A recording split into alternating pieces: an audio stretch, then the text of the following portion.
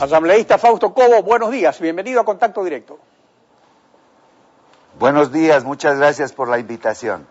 El presidente de la República le niega a la Asamblea el derecho al exhorto y ahora el ministro de Finanzas no les paga los sueldos a los asambleístas porque la Asamblea los ha igualado con los de los ministros. Coronel, ¿es este acaso un exhorto de Carondelet para que se sometan a sus instrucciones? ¿Cómo interpreta usted esto? La Asamblea Nacional, la función legislativa, ha pasado a ser una dependencia más de Carondelet. Lamentablemente el oficialismo, las autoridades de la Asamblea Nacional no han sabido defender con firmeza lo que significa la primera función del Estado y ahora simplemente pasan a ser obedientes servidores de lo que dice su amo que está en Carondelet. ¿Todavía no les pagan? Absolutamente no, y creo que es la obligación de la autoridad, es decir, del presidente de la Asamblea Nacional, hacer respetar la ley interpretativa del artículo pertinente de la Ley de Servicio Público que determinó bajo consenso de la Asamblea Nacional que es la ley orgánica de la función legislativa la que debe primar sobre cualquier otra ley en términos administrativos y de manejo de la legislatura. Asambleísta, en estos momentos hay dos temas que tienen que ver con los militares, la seguridad ciudadana y la lista de héroes y heroínas del CENEPA. Sobre el primer tema, veamos lo que dejó registrado aquí en Contacto Directo el general Paco Moncayo. Sí hay que utilizar a las Fuerzas Armadas, que las amenazas como están presentes en la actualidad hacen imperativo que las Fuerzas Armadas sean utilizadas, pero las están utilizando mal. No puede ser que se use a las Fuerzas Armadas para ir a derrocar las casitas hechas en una invasión por la gente pobre de Guayaquil. No se puede usar a las Fuerzas Armadas para ir a controlar las cachinerías. El narcotráfico, por ejemplo, hay un proceso complejísimo en el cual las Fuerzas Armadas tienen que proteger el mar, tienen que proteger el aire, tienen que proteger el territorio continental, deben recibir las tareas para las que están preparadas y también deben prepararse para otras tareas que los nuevos escenarios de seguridad están planteando a las Fuerzas Armadas de toda América Latina. Usted es un militar profesional. ¿Cuál es su posición al respecto? ¿Se debe cambiar la ley o es suficiente con crear unidades especiales de Fuerzas Armadas, una para colaborar con la seguridad ciudadana, otra para luchar con el narcotráfico y el crimen organizado? ¿Qué opina? La vulnerabilidad mayor que tiene este país, este momento, es justamente la inseguridad. El tema es la falta de institucionalidad. Este gobierno en Montecristi y luego después en el Congresillo y ahora en la Asamblea Nacional lo que ha hecho es desmantelar la institucionalidad, pero no ha sido capaz de crear una nueva inmediatamente en los tiempos y en los espacios necesarios para que la seguridad, que es un todo, la seguridad que es integral, que es el conjunto de políticas, acciones que tienen que ver y están orientadas a la neutralización de los factores adversos, de las presiones, de las amenazas, no ha podido estructurarse. No es cuestión de decir, salgan los militares a la calle, hay que ser leales. La lealtad viene de doble vía, hay que darles el marco legal que les permita actuar. Este momento hay un vacío legal y no les permite actuar con tranquilidad, con seguridad. Por consiguiente, no les podemos sacar a los soldados con un fusil para que cumplan funciones de seguridad ciudadana sin que el equipo, sin que la preparación esté adecuada a las tareas que se les encomiende. La cooperación de las Fuerzas Armadas con la seguridad ciudadana no es nueva y se efectúa sobre tareas específicas, como por ejemplo el control de armas, el cual este gobierno se lo quitó a las Fuerzas Armadas para dárselo a la policía y luego se lo devolvió. Además, por disposición del Comando Conjunto de Fuerzas Armadas, se está adiestrando una policía militar con 2.600 hombres para fines de seguridad ciudadana. ¿No estaría así el gobierno cumpliendo con el requisito de preparar unidades especiales? ¿O esto es muy incipiente y fuera de ley este aporte? Porque, por ejemplo, los militares no tienen facultad legal para arrestar o detener a delincuentes comunes. Este momento en la Asamblea Nacional se está tramitando, se está procesando un disque código orgánico de entidades de la seguridad ciudadana, pero nadie sabe no está normado el tema de la seguridad ciudadana, por ejemplo. Entonces crean instituciones para algo que ni siquiera está definido. No está definido qué es protección interna, no está definido qué es seguridad interna, no está definido qué es orden interno. Y esos términos están en la Constitución. Hay que desarrollar eso en una ley. La Ley de Seguridad Pública y del Estado es un mamotreto inservible que ya les pasó factura al propio gobierno el 30 de septiembre y que fue creada y construida con un sesgo ideológico antimilitarista. Y ahora tienen que nuevamente acudir a las Fuerzas Armadas para ver si salvan el problema. El asunto de la seguridad es sumamente complejo. Las amenazas son presiones dominantes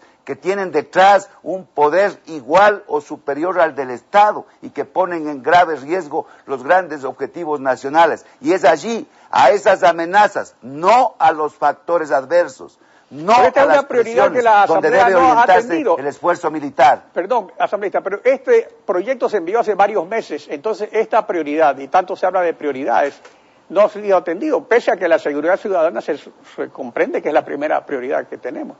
Es que no la vamos a permitir que sea fácilmente, porque ahí lo que están haciendo es creando, a través de una ley de policía, el tema de enfrentar la problemática de la policía, crear una policía civil, un órgano civil que investigue el delito y un órgano que nadie sabe cómo va a funcionar para proteger a los funcionarios públicos. O sea, esto aparentemente también genera reacciones dentro de las propias instituciones policial y armada. O sea, que esto no avanza porque la Asamblea se opone, sino que internamente también es un tema de debate estructural dentro de estas instituciones.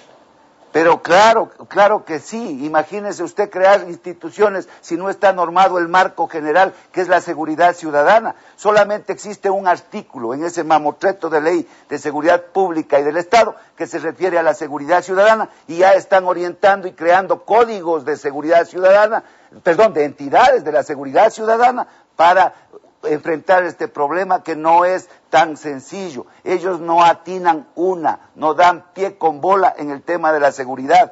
Se ha dicho con bombos y platillos que tenemos y disponemos de un plan de seguridad. Eso es falso. Lo que se hizo es una agenda, una supuesta agenda para los temas de seguridad y una matriz de asuntos de tiempo y espacio en cuanto a la coordinación de acciones, pero nada más que eso. Y entonces el tema es sumamente complejo. Fíjese usted que cuando se intentó reformar la Ley de Seguridad Pública y del Estado para que los militares salgan a la calle, ese mismo día, el día que íbamos a votar, porque solo falta votar esa reforma, sacaron a los militares, los llevaron a Esmeraldas, les hicieron poner explosivos en las máquinas de los mineros, hicieron explotar las máquinas. Nadie quiso votar por esa reforma, porque un régimen con el poder que tiene, con la discrecionalidad normativa, con las Fuerzas Armadas, es decir, con el empleo violento del poder, puede hacer cualquier cosa. Pasemos ahora al tema de la guerra, de la ley de héroes y heroínas. Usted también participó en la guerra del CENEPA y la ley distingue claramente entre héroes y excombatientes. Entonces, ¿cuál es el problema? ¿La elaboración equivocada de las dos listas? Porque no es que es un problema de que quieras confundir las dos cosas, ¿no? Todas las Fuerzas Armadas, todos los ciudadanos y ciudadanas que en ese momento fuimos convocados por el Estado ecuatoriano para defender su integridad y soberanía, participamos en la guerra. Pero en las operaciones puntuales del Alto CENEPA existen unidades que están en una lista de tropas. Esa lista de tropas está claramente determinada en la zona de operaciones suroriental. El hecho de que nosotros, los militares, demos nuestra vida en el cumplimiento de nuestro deber no significa heroísmo. El heroísmo es un acto que va más allá del cumplimiento de la tarea, de la responsabilidad. No solamente está destinado a los militares, sino a cualquier ciudadano. Si un bombero salva a un niño arriesgando su vida en un incendio y de ahí sale con inclusive daños físicos, ese bombero es un héroe. Si un ciudadano defiende a un anciano que está siendo asaltado por unos delincuentes arriesgando su vida, ese ciudadano es un héroe. Asambleísta, pero va más allá en la ley sí está determinado esto de lo que son excombatientes o veteranos y lo que son héroes y heroínas. Entonces, el problema, como repito, es lo de la lista, pero esta lista se elaboró entonces erróneamente, equivocadamente, y por eso han surgido protestas. ¿Usted cree que sea posible llegar a una solución o hay que irse por estas vías intransigentes de que mejor se derogue la ley, de que mejor aquí no pasa nada? ¿Cómo ve usted esas negociaciones, ese trabajo dentro del Consejo de Participación para lograr una lista que realmente respondan a la realidad de lo acontecido? El articulado de la ley es un ejemplo para el país, para la región y el mundo. Es para el presente y para el futuro, pero había que cerrar la ventana que quedaba todavía abierta del pasado, y para eso la segunda disposición final. En esa segunda disposición final se trató de buscar la excepción, no la generalidad, es decir, ver quienes han sido en el pasado no atendidos adecuadamente y son la excepción en el empleo militar de la guerra del Cenepa y del 81. En esa segunda disposición se incluyó a los oficiales, a la tropa y oficiales condecorados con la Cruz de Guerra para tanto el conflicto del 95 como para el 81, y también se incluyeron los encomios solemnes. Allí hay un pequeño tema, un problema de apreciación. ¿Qué es un encomio solemne? Una felicitación por algo extraordinario que se ha hecho más allá del cumplimiento normal de sus actividades. O sea, ese fue el problema, no incluir a los del encomio solemne, de heroísmo. Incluir a los del encomio solemne en la lista de héroes y heroínas, o sea que no correspondía entonces, ¿o sí? Mire, yo creo que ahí hay que revisar, pero en todo caso el Ministerio de Defensa Nacional ha enviado una lista.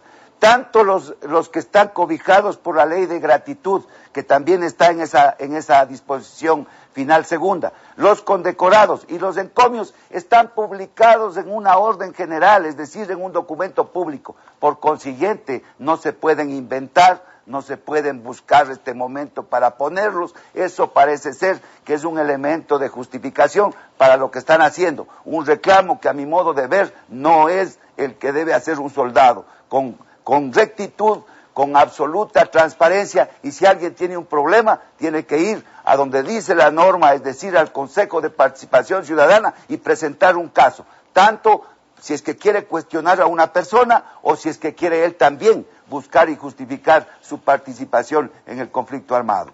Asambleísta, gracias por su participación en Contacto Directo. A usted, Dios le pague.